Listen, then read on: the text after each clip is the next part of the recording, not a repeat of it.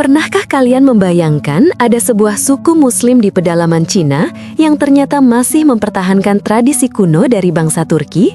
Ya, suku itu bernama Salar, kelompok etnis kecil yang hidup di antara pegunungan dan dataran tinggi Qinghai, Tiongkok. Sekilas, mereka tampak seperti orang Cina pada umumnya, tapi di balik wajah-wajah itu tersimpan sejarah panjang tentang perjalanan ribuan kilometer dari barat Asia menuju jantung Tiongkok. Suku Salar termasuk salah satu dari sedikit komunitas Muslim di Cina selain suku Hui dan Uighur. Yang membuat mereka menarik adalah asal-usulnya. Konon, nenek moyang suku Salar berasal dari suku Salur, bagian dari rumpun besar bangsa Turki Oghuz yang dahulu bermukim di wilayah barat Asia Tengah. Nama Salur sendiri berarti penakluk yang tak terkalahkan. Selama berabad-abad, kelompok ini bermigrasi ke arah timur dan akhirnya menetap di wilayah perbatasan Tiongkok pada masa dinasti Tang. Mereka kemudian berbaur dengan berbagai etnis lain seperti Tibet, Hui, Han, dan Mongol hingga membentuk komunitas baru yang kini dikenal sebagai suku Salar. Nah, mungkin kalian bertanya-tanya, bagaimana caranya orang-orang dari Asia Barat bisa sampai ke Cina, padahal jaraknya hampir 6.000 kilometer. Menariknya, ada dua versi cerita yang hidup di tengah masyarakat Salar. Menurut legenda pertama, dua bersaudara bernama Haraman dan Ahman bersama 18 anggota suku mereka melarikan diri dari tanah kelahiran dengan hanya membawa seekor unta, air, tanah, dan sebuah Al-Quran. Setelah menempuh perjalanan panjang, mereka tiba di daerah Qinghai dan menetap di sana. Versi lain menyebutkan keduanya sedang berkelana dengan seekor unta putih yang suatu hari berhenti dan berubah menjadi patung. Mereka pun menganggapnya sebagai tanda dari Tuhan untuk menetap di tempat itu. Sejak saat itu, unta putih menjadi simbol penting bagi masyarakat Salar karena dianggap sebagai penanda dimulainya kehidupan Islam di Tiongkok. Bahkan hingga kini, di Masjid Jezi yang terletak di Sunhua, masih tersimpan sebuah Al-Quran kuno yang diyakini dibawa oleh kedua bersaudara tersebut. Kitab itu disebut-sebut sebagai Al-Quran tertua di Cina dan hanya dikeluarkan saat peringatan Maulid Nabi Muhammad SAW sebagai bentuk penghormatan terhadap sejarah leluhur mereka. Selain itu, makam yang dipercaya sebagai tempat peristirahatan dua bersaudara pembawa Islam ke Cina itu juga masih ada dan dijaga hingga sekarang. Ketika menetap di Qinghai, orang Salar membangun pemukiman di dua sisi Sungai Kuning. Mereka yang tinggal di utara disebut Salar Hualong atau Bayan, sedangkan yang di selatan dikenal dengan Salar Sunhua. Berdasarkan sensus tahun 2010, jumlah penduduk suku Salar tercatat mencapai lebih dari 136.000 jiwa. Angka yang kecil tapi cukup berpengaruh dalam sejarah minoritas Muslim di Cina. Kalau dilihat dari penampilan fisik, suku Salar memiliki ciri wajah yang agak berbeda dengan etnis Cina kebanyakan. Bentuk wajah mereka masih menunjukkan jejak Turki Oghuz kuno, terutama pada pria-pria tua yang mempertahankan garis keturunan murni. Tapi percampuran budaya membuat mereka juga memiliki beberapa ciri khas Tibet dan Han.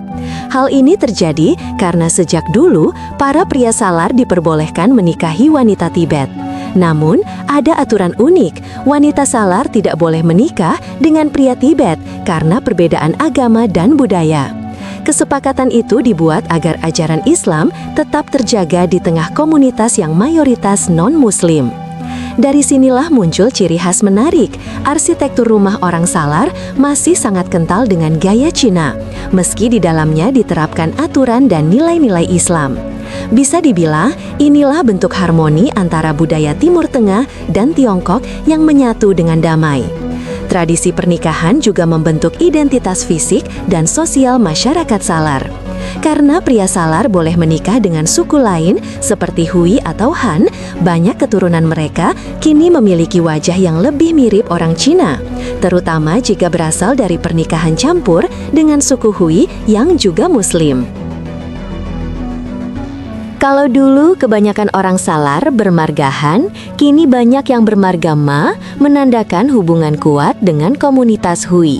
Salah satu tokoh terkenal dari suku ini adalah Han Yuan, seorang jenderal muslim keturunan Salar bermarga Han yang terkenal karena dedikasinya pada negaranya. Uniknya lagi, dalam budaya Salar, prosedur perceraian terbilang sederhana. Jika seorang suami menyatakan tidak lagi menginginkan istrinya, maka wanita itu berhak meninggalkan rumah dan menikah lagi tanpa harus melalui proses rumit. Dalam keseharian, pria Salar biasanya memakai kemeja putih dan kopiah putih, mirip dengan gaya berpakaian umat muslim di Asia Tengah. Sedangkan wanita yang sudah menikah mengenakan kerudung putih atau hitam, sementara yang masih lajang memakai pakaian berwarna cerah ala tradisi Cina. Musik juga menjadi bagian penting dari kehidupan mereka. Ada satu gaya bernyanyi khas bernama Huar yang dipakai bersama oleh masyarakat Han, Hui, Salar, dan Tibet. Selain itu, alat musik tradisional mereka disebut kusuan, mirip seruling dengan nada lembut yang menenangkan. Soal bahasa, orang Salar punya bahasa sendiri yang termasuk dalam rumpun bahasa Turki.